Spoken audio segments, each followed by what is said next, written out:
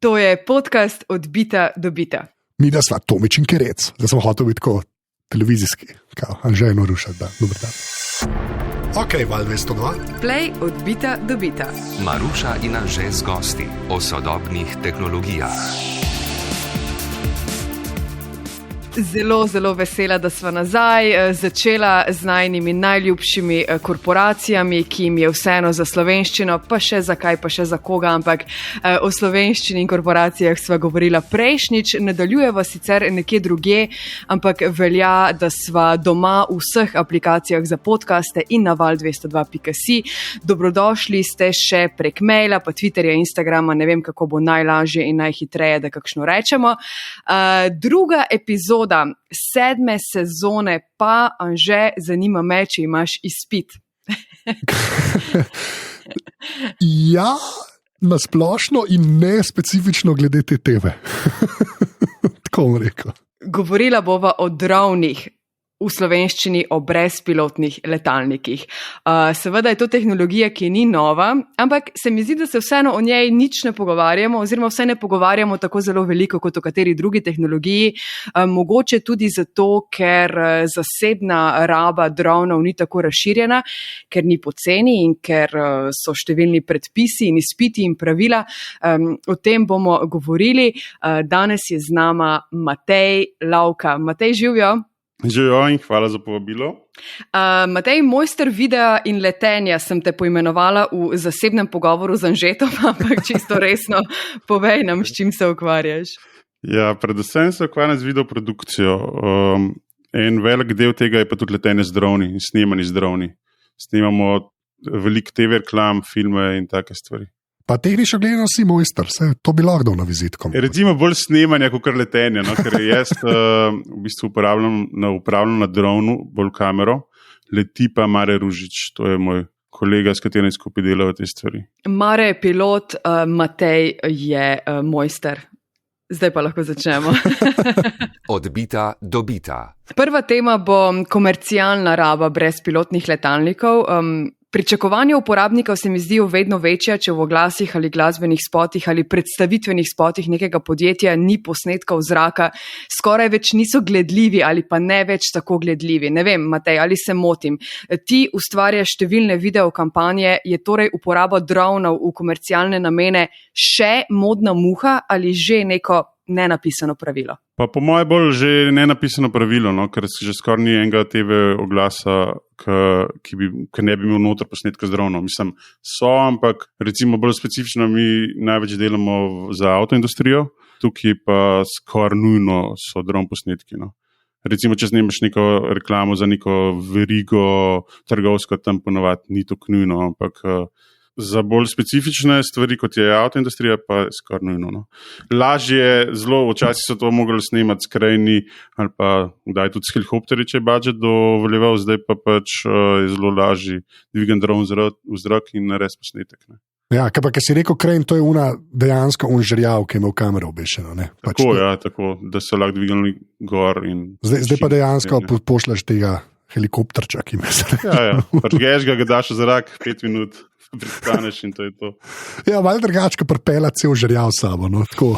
Lažje, dosti hitrejši. Lažje, ampak ne nujno ceneje, ne. Budžet si omenil, občutek imam, da se bomo v tej epizodi vrteli okrog denarja in ko se pogovarjamo o denarju in o reklamnih spotih in o filmski industriji, imamo prvi slovenski film, ki je posnet tudi z uporabo drona. Verjetno vprašanje, zakaj šele zdaj, zakaj šele Gaj in svet 2, prvi film, je odgovor, zaradi denarja je to toliko dražje. Da si avtomobilska industrija to lažje privošči kot filmska. Ok, najprej bi samo se zahvalil za povabilo, sploh na ta projekt Gaj in svet. Povabil je Dominik Istenič, ki je bil direktor fotografije, in pa producent Jaka Pokoron od Felina Films. Z obim smo že delali preteklosti, sploh z Dominikom se že zelo dolgo časa poznamo, tako da od tukaj prihaja to sodelovanje. No. Recimo tako, kot prvo, jaz sem potem dobil, na produkciji so nam povedali, da ne bi bil to prvi film, potem sem dobil en popravek, da so že v preboju Dejan Baboška že uporabljali dron, Ampak rečemo, da po moje, da je to prva sekvenca posneta z dronom. Ne? V bistvu tukaj smo snemali ta pregon s čovnom na koncu, če ste videli film. Zakaj pa pač prej ni bilo, pa ne bi vedel. No? Ni zdaj to spet tak strošek za en ta filmski budžet, no? Ker če si predstavljam, da je filmski budžet zelo ogromen, da se posname film, je pač en dan za snemanje drona, ni zdaj spet tak problem to. No? Tako da ne vem, zakaj ni bilo prej. No? To seveda niso te pač droni, ki jih bi lahko že Tomič kupil in se potem bi ga uničil tako in bi bilo žal. Ampak sam malo, da si ljudje lažje predstavljajo, pač valjda na filmih uporabljate neke drone, ki niso na trgovinskih policah, ne? Ali kako to? Ja, to so malo večji droni, ki nosijo filmske kamere ali pa imajo integrirano kamero. Ponovadi ga uporabljata dve osebi, ne? En letalec, en, ki uporablja to kamero. So bili primeri tudi, kad nas je bilo 4, ne, da imaš zraven še ostrilca slike, pa mogoče enega, če dron drži, da lažje zleta ali pa pristaja, odvisen na kakšni lokaciji si, tako da to čisto odvisen od kadra, od filma. Ne. Ampak v osnovi se snema z dvema operaterji. Te, ki jih pa imaš v trgovinah, tega pa lahko letiš sam in zraven tudi sam snemaš. Ne. Pri filmu vi dva prijeta z dronom, ne? To je nek drug način dela za produkcije, ki so navajene samo, gremo reči, na žerjave, pa na une tračnice. Ponovadi vedno isto, ne? Tudi če delaš na žerjav ali na karkoli drugega, vedno imaš režiserja, direktorja fotografije, ona dva ti povesta, kaj bi rada, zvadaš, če imaš čas, če ne, in dvigneš dol za rok in snemaš. Ne? Ni zdaj, vedno je komunikacija tukaj med režiserjem pa med nama. Ne? On nama točno pove, kaj bi rad in to probamo dobiti. Ne? Kdaj takoj, kdaj pa malo traja. Ampak kaj pa kamere, ki so na teh dronih? Jaz si predstavljam, pač, ne vem, filmske kamere še vedno pač ne izgledajo in manjše in manj komplicirane, kot so včasih, seveda so. No? Ampak ti vsi droni, pač, ki jih uporabljate za ali reklamo ali pa za film, ali kako je s tem? Ker to mene najbolj preseneča, ker tukaj ta dron le mole leteti, te oprema ni tako majhna, saj če je dobra, že leče, vemo, kakšne so. Ne? A to se kar da. Imaš različne drone. Ne? Mi dva drugače letiva z DJ-jem Isparjem in ta dron ima že svojo kamero gor, ki lahko ti upravljaš, je malo manjši, pa hiter, pa dalj časa lahko v zraku. Zaradi tega nama je ta zelo je uporaben, kodek ima super, tako da ga lahko uporabljajo in zmečajo s tem filmski kameri. Imaš pa potem tudi večje drone, kot je na katerega pa lahko dejansko daš gor filmsko kamero, to isto, kar oni uporabljajo na setu. Že tam smo, da ti zdvignejo, ali kaj? Tako, ja. Okay. Lahko dvigne, ne vem, koliko ti dron, po moje 10 kil, odvisen, kjer ga ima, zato je več različnih dronov. Ne. To ni pretiravanje, tako je res 10 kil lahko že nese. Okay. Ja, ampak dobro, sej ta filmska kamera ne teh. Vem, ampak to je bi bil maksimum, ki bi lahko po moje dvignil. No. Če bi rekel 4 kile, bi bilo meni veliko, to hočem reči. Ne. Jaz sem vedno neko. Ta dron, ki lahko dvigne človeka tudi. Cool. Kdaj nam pa zavladajo, kdaj se pa to zgodi? Kdaj se Terminator upam, da nikoli. Matej, čestitke za ta, predstavljam si, obsežen projekt. Zanima me, če se mora zaradi snemanja filma z dronom prilagoditi celotna ekipa ali samo ekipa snemalcev. Ne vem, tudi igralci, producenti ali pač na vides ni take razlike. Želim te v bistvu vprašati stereotipno, kako pogoste so neke anekdote, da lahko nekomu nekaj prileti v glavo ali na kaj vse moraš biti pozoren, če primerjaš kamero, ki stoji ali kamero, ki leti. Ja, to, da nekomu nekaj prileti v glavo, to se sploh ne sme zgoditi. Ne. To je že po defaultu, je treba to paziti. Zato so tudi določena pravila, kako se tega lotaš, ampak na filmskem setu je vedno tako, da je ponavadi zaprt za ljudi in te, ki so tam, so ponavadi vedno profesionalci, ve, kaj delajo in zaradi tega ni zdaj nekih posebnih prilagajanj. Vedno je pač treba paziti, kje so zleta, zato se odloči pilot, zapre se tam en del, da je varno, pozri se, prej greš v zrak in kaj prej pristajaš, pa pač načeloma ljudje vejo, da se pač ne hodi v ta krog. Označi se tudi s tablo, recimo znakom, da se tam vzleta, tako da je vsem jasno in vidno. Drugače pa nekega prav posebenega protokola ni, razen da drža se mora nekih pravil, ki jih pa določajo izpiti. Ko smo že pri pravilih, dajmo povedati kaj o birokraciji za letenje brezpilotnih letalnikov, izpit, zakonodaja, izkušnje, vse to verjetno, Matej. Posebej za filmske sete je tako, da moraš imeti seveda izpit ustrezne kategorije, drona, ko letiš, potem zavarovanje odgovornosti preko zavarovalnice, če se karkoli zgodi, pa zaprt set. To je tako za profesionalno rabo, ne vem, če bi pa Anže kupil dron, je pa to malo lažje. Do tega pridemo, boš pol povedal, kaj moram narediti. Okay. Ampak ta izpit, kaj si CPP delal za drone, in potem imel še ustni, pisni del, nekje letel, te je nekdo gledal, kako to poteka.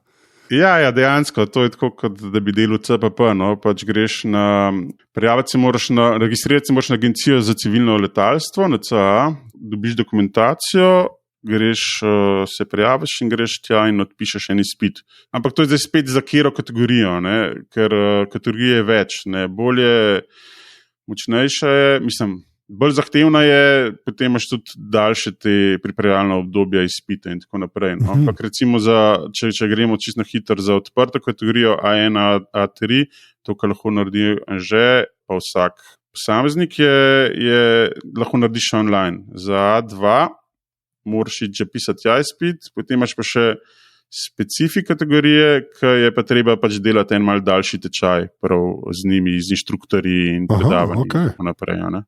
Imaš kdaj plonkce pol na setu? Ne. Če bi imel plonkce, bi hitro prišel do nesreče. Pomemben je neka ta rutina, ki imaš pred vzletom. Se pravi, da se preveri vedno, najbolj pomembno so, da so vse baterije polne, da so dovolj segrete, da je dron, da so propelerji, da so nepoškodovani, da nič ne ovira. Pač en tak ček moraš narediti na začetku, same tehnike. Potem pa to, kar sem že omenil prej, da mora biti zavarovan vzletno področje, da ne sme biti nobenega v bližini, parih metrov in to je to. Potem, ko greš po zrak, se pač šele začne ta resen del. Ja. Pa je pa kaj Top Gun, tako se jaz tam predstavljam. Ja, tako. Ampak lahko sem plastično, zdaj vidim, prej si omenil, da imaš ta DJI Inspire. Sprav, kaj, pilot ima kaj v roki, kva imaš ti v roki? Vsak ima svoj remote, ki se si zelo podobna, on upravlja pač sam dron, premike drona, jaz pa upravljam kamero na tem dronu, stabilizator gor, ki stabilizira sliko in ta kamera se premika vse strani. In zdaj mi dva moramo imeti zelo komunikacijo med sabo, ker so vsak tak premik, če jaz zamudim na kameri pozna, se pravi, če on na hitro spremeni smer drona, moram jaz to slediti s kamero in zaradi tega mi mora skozi govoriti, recimo odštevati, zdaj se dvigujem, zdaj se spuščam, take stvari. Tako da moraš biti zelo uigran, da dobiš mirne pa dobre posnetke. Posta tako, kot rejli vozniki, več ali manj. Dobro, nekako tako je. Ja, ok, v redu, zanimivo. Matej, veliko delaš v tujini, je kje ta birokratski del bolj prijazen oziroma česa bi si želeli vi vsi, ki te tehnologije uporabljate? Jaz mislim, da gre zdaj kar v pravo smer, da so zdaj malo sploh, če narediš vse te izpite, da lahko po Evropi zelo dosti letiš. Vse se je začel nasplošno takrat, se mi zdi, ko je bil ta prenos smučarski neslaven, ko je Marcel Hirscher, ko je skoraj dron padel, mislim, da je bilo to okoli 2015. Do takrat je bilo to zelo malo neurejen, pa so bile neke direktive, ki so jih zdaj spet spremenili, pred enim letom se mi zdi, ali pred dvem, ki so zdaj malo olajšane. Za nas včasih je bilo treba vsak let prijavljati, zdaj je to malo lažje, ker ni treba skozi upisovati noter v baze. Ampak ja, mislim, da gre v pravo smer, no, da te regulacije, ki so trenutno. No. Kaj pa naročniki? Omenil si, da je že nenapisano pravilo uporaba dronov v neke komercialne namene za snemanje spotov, oglasov, filmov. Imaš veliko več naročnikov kot leta 2015 ali 2017? Mislim, da ni zdaj tako, da narašča. No. Mislim, da je prišlo do enega, ko je tehnologija ratala toliko dobra, da je lahko z njo delati, da so droni v zraku dovolj minut, da lahko ti pač delaš na enem takem setu, ker največji problem je bil prej baterija, ne, pa droni so na začetku leteli 2-3 minute, ne, ali pa 5 minut, zdaj pa ta Inspire je lahko v zraku tudi 15, skoraj 20 minut. No. Oh, wow. Odvisno od vremenskih pogojev, ne, tukaj je zelo pomemben, če piha veter, kakšno vreme je. Ne. In zdaj mislim, da je prišlo do tega nivoja, da pač ni več toliko nedostopno to in tudi stroški niso več toliko veliki, kot so bili včasih. Ne. Tako da mislim, da zdaj ni, da smo že prišli na nek nivo, kjer je to čisto vsakodnevno. No, ja, tako sam še eno orodje je rato, a ne? Tako se ja, to je še en tool, ja. Ja, še ena stvar, ki se da uporabljati. Ja. Ampak, ker si rekel, zdaj in vremenski pogoji so važni, tudi 20 minut se meni zdi noro. No. To je bolj na papiru, recimo, ampak ne vem, če zdaj smo na 20 minutah, recimo na malo manj, ampak smo se zelo približamo temu. No. Tudi neko pravilo, ki ga imajo z Maraton, da vedno prestajava malo prej, ne. Ja, ker, ker to je totalno taka safe stvar, zaradi ker na nekih določenih procentih baterije mi da vedno ustrajava, da prideva dol, ne, pa da zamenjamo baterijo, zaradi ker se ti zgodi, da lahko zapiha urank veter, dobro, se to veš naprej, ampak kakšna nepredvidljiva stvar in se moraš švati, moraš prihajati nazaj in če ti zmanjka baterije, ne moreš nič narediti. Ne. Skratka, aktivno v svoji službi spremljaš tudi vremenske razmere. Arso, ja, vreme.si spletno stran. Ja, definitivno. Če dejansko toliko časa lahko dron že v zraku, a to pol pomeni tudi malo lažje delo, ker se da kakšno stvar tudi ponoviti. Ne? Ja, ja. Jaz sem vedno slišal, da dron je bilo pa tako, enkrat gremo gor, tole to zdaj, ne. Zdaj lahko vsaj kaj ponovite? Sklepam. Ja, definitivno. Ja. Zato pa mi dva uporabljava tudi ta model drona, ker recimo te večje droni, ki lahko nosijo filmsko kamero, imaš zmeri tam nekih 6 minut, se mi zdi. Ja, razumem. Ne vem, nimam ga, tako da ne bom trden, ampak recimo, da se tam nekje gibljamo, mogoče 8. Sploh specifično, ko snemaš avtomobile, ko greš ti v zrak, se pozicioniraš, ne, vedno mine 1, 2, 3 minute, ne, potem se štarta, potem je treba eno dolgo pot preleteti, se vrniti nazaj, ne, in teh 15 minut je zelo hitro okol, ne. Zdaj pa, če si omejen ti na 6 minut, je pa zelo težje delati. Ne. In potem po 15 minutah pristaneš, polniš baterijo, jo zamenjaš in znova vzletiš. Ta pristanek mora izgledati bolj kot pri Formuli 1. No. Pač pristaneš v 2 minutah, moraš biti nazaj not, sem zamenjaš baterijo, imaš jih več, ki jih sprot filaš, zamenjaš baterijo in si nazaj v zraku. Ne. Zaradi, ker ponovadi zapora cest traja 10-15 minut. To je verjetno tudi najbolj očitna razlika med snemanjem oglasa in snemanjem filma. Vse se v primeru oglasa mora odviti hitreje, ali se motim? Tudi pri filmu je treba, ne, tudi zelo hiter stvari narediti. Sploh recimo pri Gajnem svetu smo leteli nad morjem in čoln je bil kar stran od obale. Baterije ti hitro zmanjka, oni pač njim se mudi naprej in je treba zelo hitro prijeti nazaj, zamenjati na novo pozicijo in še enkrat ponavljati kadar, če ga nismo dobili. Ne? Ali pač snemati novega. Tako da je dosti podobna stvar. No? Sej filmski snemalni dan vedno stane nekaj denarja, zaradi tega treba biti hiter pa učinkovit. Ne? Nimaš časa preveč za ponavljati stvari pa za napake. Ne? Kaj ti je ostalo najbolj v spominu? Kakšna pokrajina, kakšna skupina ljudi, s katero si delal? To so pač vseeno lepi razgledi. Ja, ziher se ponovadi snema na zelo lepih krajih, ne? Na eksotičnih krajih doskrat. To ti vedno ostane spominu, no? Ampak bolj ti ostane še kakšna taka dogodivščina, no? Ki se zgodi na samem snemanju. Enkrat smo leteli recimo v Beirutu, v Libanonu, in snemali smo neko oddajo o interior designu. Potem smo mogli nek hotel In leteli smo nad nekim parkom, no mislili smo, da je park, pod katerim je bila kasarna v bistvu vojaška. In tega mi nismo vedeli. Ne? Seveda ne. Ker so jaz, pa Mare, pa še Andra Kajzer je bil zraven, prišla dol iz strehe tega hotela. Nas je od spodaj pričakali dretje, pa nekih 20 vojakov s puškami. Se nas potem naložili ene kombije, tako je bilo kot v filmu, no, strašenje.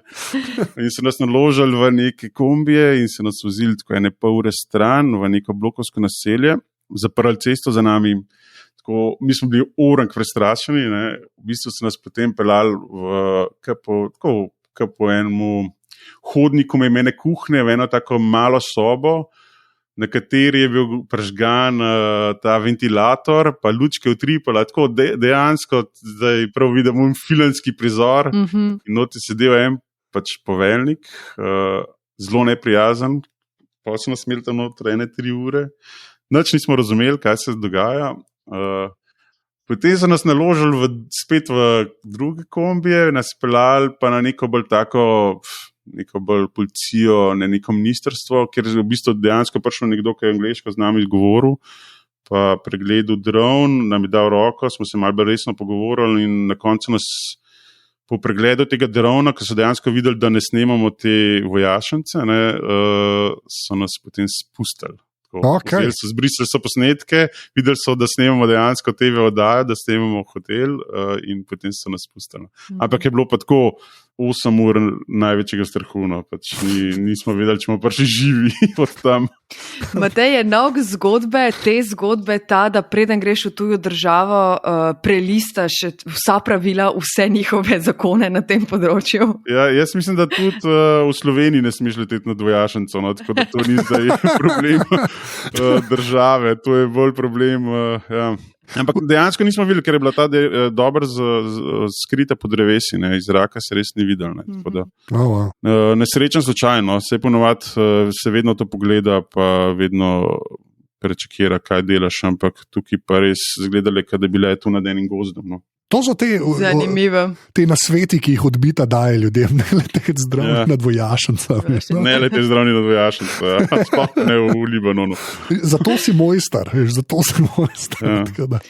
Ko smo že pri nasvetih odbite za uporabnike, dajmo se pomakniti malo bolj k zasebni rabi brezpilotnih letalnikov, naprimer, da bi rada jaz ali pa Anže bi rad kupil dron za lepše fotke, pa za reelse na Instagramu. Ja, predvsem za to. Ja. Katere so največje razlike, Matej, če jih lahko našteješ, med profesionalno in zasebno rabo brezpilotnega letalnika? Definitivno so to manjši droni, kot prvo, več senzorjev imajo, lažji za leteti, zelo hitro se naučiš, dosti varni so. No. Ta glavna stvar je pa spet, da moraš imeti, tudi če za osebno rabo, moraš imeti narejen izpit, oziroma se moraš registrirati. Razen v primeru, če letiš z igračo, to je pa pod 250 gram teže drona, ne? Zato ne rabaš licence. No? Vse ostalo, kar je na 250 gramov, to so recimo tudi razni DJI Mavic in podobni droni, se ne vem, kaj je toliko, zato pa rabaš registracijo in upravljen izpit. Kaj je pa zelo hitro, zelo lahko ga narediti. No? Se pravi, 250 gramov je še vedno ta meja, ko se jemlje, da imaš igračo, ne pa pač drona, ki dejansko lahko snema. Ampak, kakor jaz vem, tudi te pod 250 so zdaj že toliko dobri in ko rečem toliko dobri, mislim predvsem na kvaliteto slike, ne? Da so to pač čisto legitimne kamere, ki letijo po zraku. Ne? Ja. To ni igrača, no, to hočem reči. Tako, res ni igrača. Mavic Mini. Že po 250, se ne vem, a je. Mislim, da je, ali pa Spark, vem, da je bil prvi, ne? Ali pa Spark, ja. Mislim, da je tudi neka taka fora, da če imaš kamero gor na dronu, ki je po 250, da je vsem priporočljivo, da se naredi. Ne vem, če je obvezno, ampak mislim, da je priporočljivo, da se naredi izpitno. Jaz mislim, kot igrače, to so te droni mali, ki jih kupiš lahko za 100 evrov, pa so res pravke igrače. No. Ampak na tem se lahko dobro naučiš leteti. No. To še zmer čisto uporabna zadeva za začetek. Ne. Prej si rekel, da imajo te se pravi, več senzorjev, ne, te, ki so v bistvu bolj za zasebno rabo. Se pravi, tisti, kar vidva, recimo letita Inspire, pa tisti, ki lahko nosijo tudi filmske kamere, se pravi, tisti so dejansko, imajo manj teh senzorjev, ki ti pomagajo leteti. Zato pač tam je res pilot, ali kako. Jaz sem mislil, da seveda je ta tehnologija glih prišla iz teh vaših profi dronov, ne potem do navadnih ljudi, ne, ampak očitno je kaj tam mislim, da tam res vse vi nadzorujete, pa teh za domačo rabo ti pa elektronika pomaga, da ga pač ne uničeš v prve pol ure, ali kako. Ja, tako je. Zdaj senzori so seveda dobrodošli, se jih ima tudi Inspire, pa kakšni drugi droni, ampak to je tako, kot pri vožnji z rally avtom, ne, pač... Ja. Ti jih ponovadi sklaplaš, ker te motijo. Ne. Zdaj, ne vedno, no, v določenih primerih. Zaradi tega, ker recimo ta nov Mavic, ko sem ga letel, ko imaš vklopljene senzorje, letiš proti drevesu, bo ga on obšel sam, ne. Ti sploh ne moreš naravnost leteti, če imaš vklopljene senzorje. Bo zavil, ne. Zdaj tebe, da moraš daj za kakšen kader se postaviti v bližino drevesa, te bo to motil, ne, zaradi tega, ker ti bo dron skozi spreminjal pa plavu v zraku, ne. Zato takrat izklopaš, ne, sej ne, da mi zdaj letimo, kada vozimo rally avto, ampak samo, da moraš biti zelo točen, zelo bliskašne stvari, ne, in zdaj te elektronka prej uvera, kakor ti pomaga. Ne. Je pa to super za tako uporabo osebno, ne, da zdaj te droni so že toliko varni, da ga je težko razbiti. Mislim, lahko ga razbiješ po neumnosti, paziti moraš, kaj delaš, no, ampak načeloma je zelo varna zadeva to ratala zdaj že. Ko se pogovarjamo o zasebni rabi, je tehnologija vedno bolj razširjena, imaš občutek, da je pač to postalo nekaj vsakdanjega, normalnega, da si tega želi vedno več ljudi, ali niti ne, je pač stvar, ki je rezervirana za peščico, ki jim je všeč, ne vem, adrenalin in so bolj tehnično podkovani. Jaz bom tako rekel, tukaj imam malo mešano občutke, no, na nek način mi je všeč, da so droni prisotni, po drugi strani so mi pa malo preveč prisotni. Ne. Zdaj, ker so toliko dostopni, jaz verjamem, da vsi ljudje ne naredijo izpita, da se ne zavedajo, da ne pazijo, kje letijo in tako naprej, in tukaj pride problem, zaradi tega, ker take nesreče mečejo na celo industrijo, pa na celo sceno slabo luč. Ne. Pa tudi recimo si za primer, zdaj smo sred poletja bili, ne, in ko greš na plažo, ni ga fajn videti, da droni letijo men tebe, ne, kar se dogaja. Ne. In seveda, zdaj ti lahko dron kupiš za en normalen denar, in če se ne zaveš teh stvari boš delal to, ne. Tako da zaradi tega po tej strani mi ni glih najbolj všeč, da je toliko dostopno spet vse to, no. Ampak v kakšnem kontekstu ga uporabljajo zasebni uporabniki? Zdaj pustimo Reelse pa Instagram malo na strani, ampak kdo kupi to drago igračo čisto tak za prosti čas, za vsak dan? Po moje bolj te tehnološki navdušenci, ne. Anže bi ga lahko kupili. Nikoli nisem toliko razmišljal o tem, ampak v osnovi jaz mislim, da so to neki ljudje, ki se jih zanimajo gadgeti, pa kaj jih mogoče jim je všeč, zanima jih droni nasplošno, ne vem čisto točno, kaj delajo z njimi. No. Jaz se vedno ukvarjam s tem dosti profesionalno, tako da nikoli si ga nisem kupil sem tako, da bi malo letel z njim okoli. Prej si že izpostavil, ne, to, ker jaz tudi letos na morju, ne, na plaži, ne, vsake toliko časa slišiš nek res tak visokotonski zzz, ne, in potem nek nizozemsk ga ima, ne, tako je ponovadi. Ker eno je tako, sam ta nadležni faktor, ne, drugo je pa res, že tako se pogovarjamo nenehno o zasebnosti in vsem ostalem, ne, zdaj imamo pa še navadni ljudje, lahko dejansko 4K kamere v zraku. Mislim, hitro to lahko preraste v nek nadzor, ne samo v zabavo. Ne. Se jih uporablja že vojska, ne, sej to in nič novega, ne, to je tako. Jaz mislim, da bojo s tem regulacijam še na prihodnost, da bo še bolj umil, da boš lahko kar leto posod, Ampak zdaj spet nadzor tega, ne, sej veš, ti lahko si kupaš dron, pa lahko greš leteti, dokrat te ne dobijo, ljudje delajo marsikaj.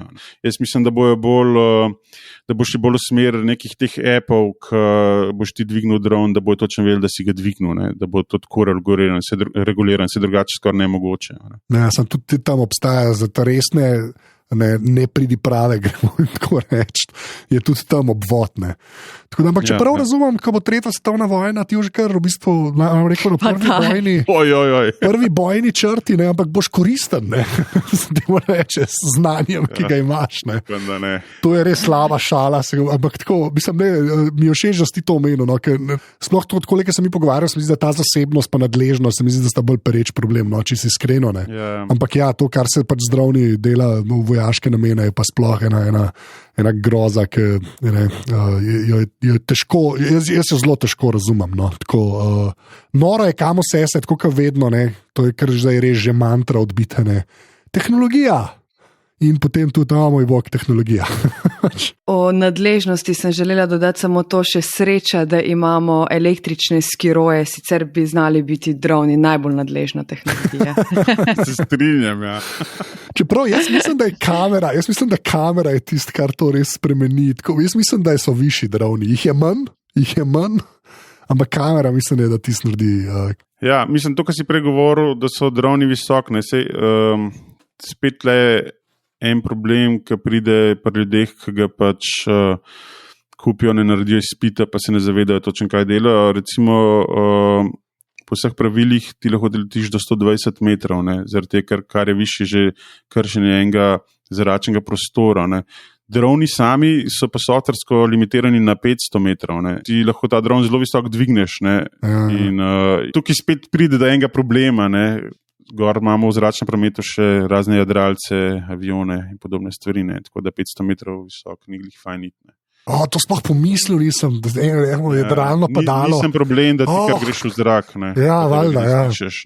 Skratka, pred uporabo se posvetujte z Matejem, preberite navodila in opravite izpit. Sam izpit. Če si kupaš dron, lahko tudi ta izpit narediš. Ja, no, ampak hoče reči tudi uporaben v smislu, da res kaj izveš. No. To pa res ni samo osebna namena. Tako, ja, se mi zdi, da to je še bolj važno, kot vse ostalo. No. Tako, da, ja. Praksa pa potem doma v sadovnjaku. Na travniku brez dreves še boljš. Sadovnjak ima nekaj. Prva stvar. Sam jablane so ful nizke. Ja, res je. Matej, kakšni projekti te še čakajo v prihodnje po gajnem svetu? Še kakšen film ali so večinoma verjetno to oglasi? Večinoma bolj oglasi. Filmov smo mi bolj malo delali. Smo delali tudi par Bollywood filmov, no? Ampak drugače, recimo, da se vse skupaj bilo mogoče 5-4 filme, ki smo jih posneli. No? Večinoma mi snemamo bolj TV oglase. No? Bollywood, da? Super. Okay. Bollywood, ja. Tle v Sloveniji so zelo veliko snemali pred korono Bollywood filmov. Kdaj ste tudi videli na Kongresnem trgu kakšne skupine ljudi, ki plešajo, pa jih snemajo. Ja, zelo hecna situacija. No, pač, čist drugačen način dela, ful hitrejši, zelo so glasni, vokalni. Jaz nisem nikoli videl benga na kongresu, ampak nisem. Ja, pa so ful, par let nazaj, vem, da so skozi snimali, cel poletje je bilo. To pa sploh je šlo čisto. 200 indijske ekipe, ki so je pripravili s sabo, pa snimali filme. Zanimivo. Ja, nič, Matej, uspešno naprej, ne? Hvala, tudi vama. Še ena stvar, to bo odbit kviz. Prvič je uspelo. Hvala vsem za sodelovanje. Zato dajmo še poskusiti, čeprav še vedno ne veva točno, če je to zdaj nagradni ali ne nagradni kviz. Se bova odločila. Od kulija do jahte. Od kulija do jahte.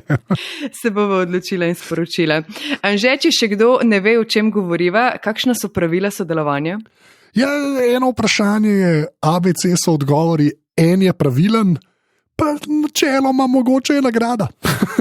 Ja, pa kje je vprašanje? Ja, v zapiskih, seveda, to moram reči. V zapiskih je seveda nek link, kamor klikneš in potem odgovoriš. Tako. V vseh podcast aplikacijah in na val202.si odbit kviz s klikom na link se vam odpre nagradno vprašanje ABC odgovori, samo eden je pravilen.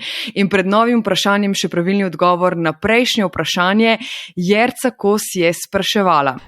Kaj mislite, koliko časa potrebuje prevajalec, da prevede in podnaslovi en povprečen celovečerc. Recimo, da traja 90 minut, rečemo tako vzemimo na povprečje. Pravilni odgovor je bil C, torej ves teden, ampak je Jerca opozorila, da je tako v idealnih razmerah, da se pogosto prevajalci dobijo rok 4-3 dni namesto delovnih 5 v enem tednu. Matej, zdaj pa novo vprašanje. Upam, da si ga pripravil. Sem. No, daj. Do koliko metrov visoko lahko maksimalno letimo z dronom? Ok. A, B, C. 50, 500, 120.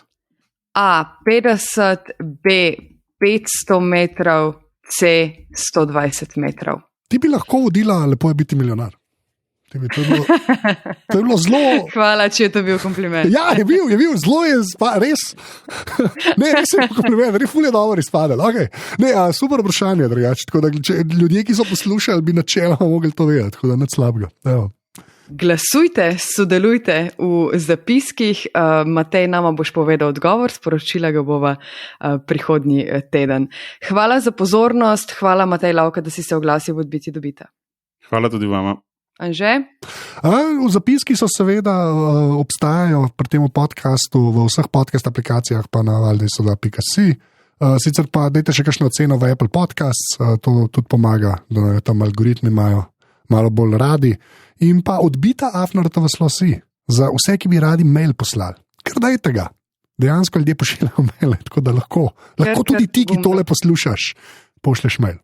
Drugač pa še z moje strani hvala Matej, mojster.matej.si bi kar bil. To je bilo kar ok. V glavnem. Razmisli. Bom. Hvala že. Se slišimo, se vidimo. Hvala, čau. Čau. Čau.